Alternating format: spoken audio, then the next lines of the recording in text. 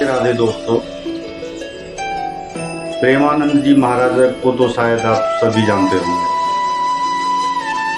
वो एक ऐसे संत हैं, मेरी उम्र 34 वर्ष है और शायद ही मैंने ऐसे कोई साधत्व भाव के इंसान अभी तक देखा होगा। जिस तरीके से वो लोगों को समझाते हैं, जिस तरीके से लोगों को भक्ति मार्ग में लाने का प्रयास करते हैं, सच में ऐसा लगता है कि ये स्वयं भगवान बोल रहे हैं। भक्तों, स्वयं भगवान ही हर इंसान होता है, जैसा कि प्रेमानंद जी महाराज कहते हैं। जागृत करना होता है अपनी आत्माओं को अंदर से, उस भक्ति मार्ग के जाने के रास्ते जो हमें श्री प्रेमानंद जी महाराज देते हैं।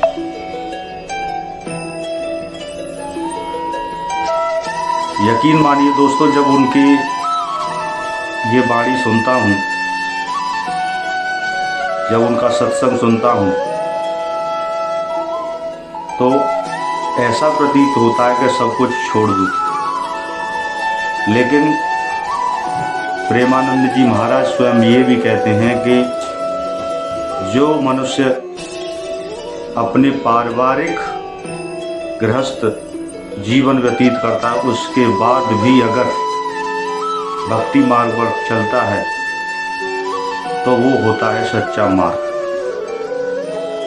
तो चलिए दोस्तों, सुनते हैं प्रेमानंद जी महाराज को, और आप बने रहिए मेरे साथ spirit journey my Facebook page. तो शुरू करते हैं। जो भोजन है ये जीवन का एक बहुत बड़ा अंग है। हमारे प्राणों का पोषण होता है और सूक्ष्म बात, इससे हमारे मन का निर्माण होता है। अगर हम अपवित्र भोजन, गंदे विचारों से युक्त बनाया हुआ भोजन, अधर्म के द्वारा कमाए हुए धन से भोजन, तो वो हमारे मन को वासना में कर देगा, मलिन कर देगा, और बुद्धि को निर्णय ठीक करने की शक्ति का अपहरण कर लेगा। अगर हम इस पद्धति से भोजन पाते तो हमारी बुद्धि प्रकाशित होगी और मन ठीक हो जाएगा। वैसे भी ग्रामीण कहावत में भी जैसा खाए अन्न वैसा बने मन, इसका बहुत बड़ा प्रभाव पड़ता है। तो धर्म से कमाए हुए अन्न को जब हम रसोई में अमनिया करें तो उस समय विषय वार्ता, विषय चिंतन नहीं होना चाहिए। अंदर ही अंदर नाम जप करो, भगवत चिंतन करो और विचार करो कि प्रभु को भोग लगाना है, चाहे गृहस्थ हो चाहे विरक्त। प्रभु को अर्पित करने की भावना में ही पवित्रता आ जाती है। छूना मत, श्री जी को भोग लगाना है, एक पवित्रता आ जाती है। और जब हम भोग लगा के प्रसाद पाए तो दूसरे हाथ का स्पर्श न हो, बाएं हाथ का स्पर्श न हो। जैसे जो लोग दोनों हाथों से ऐसे, ये बुद्धि को खराब करने वाला, ऐसे नहीं पाना चाहिए। बाएं हाथ को अलग, दाहिने हाथ से, एक हाथ से ही भोजन पाने का विधान है। आराम से केवल नाम जप करते हुए। दूसरा, शब्द रहितम, भोजन पाते समय आवाज नहीं करनी चाहिए, मौन रहना चाहिए। नाम जप करो अंदर से, कोई पद चला लो, शांत हो जाओ। भोजन परोसने वाला रोटी हल्ला मचा के ये ऐसा नहीं। वो जब आपके सामने परोसने आ रहा है, वो जो दे रहा है आपको आवश्यक है, ले लीजिए। नहीं आ रहा है, जितना आया है राधेश्याम पाले। गृहस्थी में तो स्वयं आपने बनाया, भोग लगाया, आराम से बैठ के नाम जप करते हुए पाइए। एक हाथ से पाए, दाहिने हाथ का ही प्रयोग होना चाहिए। दोनों हाथ स्पर्श होने से फिर वो अपनी बुद्धि को मलिन कर देगा, ऐसा शास्त्रीय सिद्धांत है।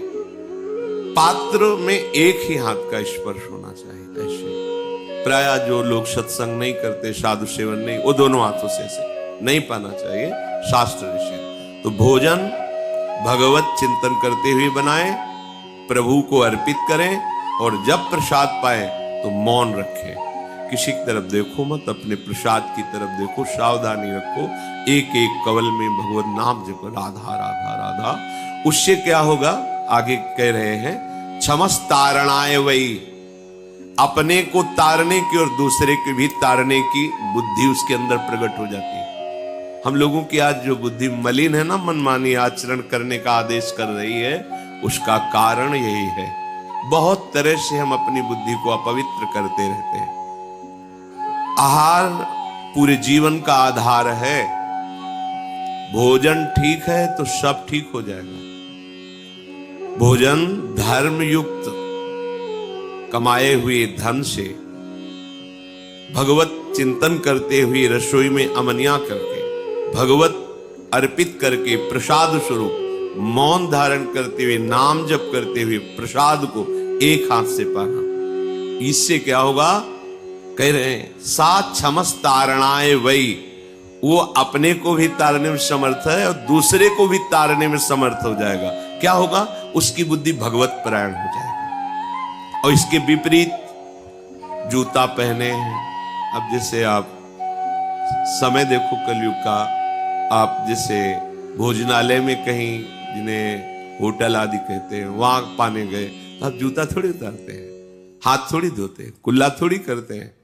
पशुवत आचरण, ऐसे ही जूता पहने हुए, ऐसे ही क्या कैसा बना हुआ है, कोई निर्णय नहीं। तो बुद्धि कहां जा रही है, देखो ना, केवल धर्माचरण की तरफ बुद्धि जा रही। शास्त्र युक्त इंद्रियां शांत, भगवत चिंतन परायण, धर्म युक्त चेष्टाएं, ये सब केवल कहने में रह जाती, जीवन में आचरण में नहीं आ पाती, क्योंकि आहार विहार ही ठीक नहीं है। यही मूल है। बड़े बड़ी पवित्र बुद्धियों को भी आहार दूषित जाने पर भ्रष्ट आचरण हो गया। आहार बहुत बड़ा बल रखता है।